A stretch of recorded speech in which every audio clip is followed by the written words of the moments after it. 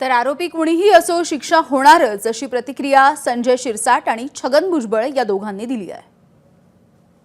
सरकारची एक तर भूमिका स्पष्ट होती की जो आरोपी असेल त्याला शिक्षा झाली पाहिजे, ही सरकारची भूमिका होती, आजही आहे आणि उद्याही ती राहणार आहे। म्हणून दोषारोपामध्ये वाल्मिक कराड असेल किंवा त्याचे इतर साथीदार असेल यांच्यावर ते दोष दाखवण्यात आलेला आहे।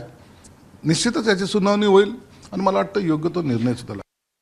पोलिसांनी जे आहे ज्या अर्थी त्यांच्यावर तो आरोप ठेवलेला आहे त्या अर्थी त्यांनी जो काही तपास केला त्या तपासामध्ये अनेक पुरावे वगैरे पोलिसांना निश्चितपणे भेटले असणार, त्यामुळे त्यांनी तो असा आरोप ठेवला।